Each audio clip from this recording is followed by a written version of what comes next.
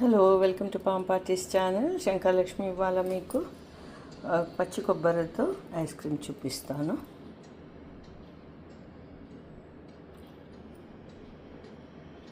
దీనికి కావాల్సిన ఇంగ్రీడియంట్స్ ఏంటంటే, నేను ఫస్ట్ ఈ 2 చిప్పలు తీసుకుంటున్నాను. కొబ్బరి చిప్పలు ఒక 7-8 క్యాష్యూస్ తీసుకున్నాను. దీంట్లో ఒక హాఫే తీసుకుంటాను బనానా.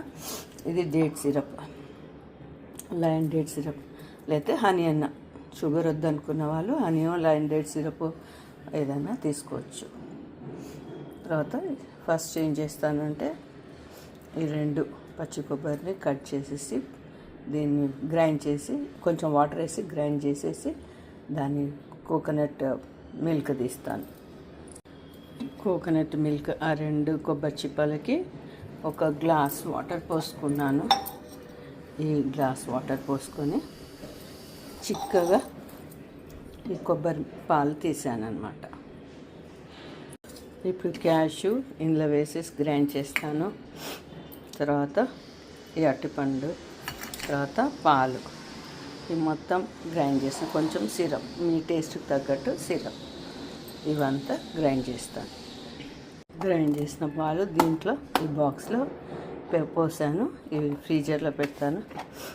ఓవర్ నైట్ పెట్టేశాక రేపు కొంచెం గట్టిగా అయ్యాక తినచ్చు. కొబ్బరి పాల ice cream is ready to eat. నైట్లో చేశాను, పొద్దున్నే తీస్తున్నాను. గట్టిగా yummy yummy coconut milk ice cream. It's very tasty. ఈ బాక్స్లో కూడా అలాగే పోసి ఇచ్చాను.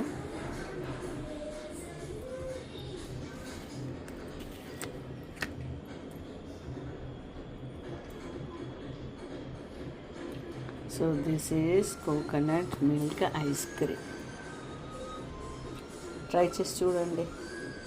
మామూలు మిల్క్ పడని వాళ్ళు ఈ మిల్క్తో చేసుకొని తినచ్చు.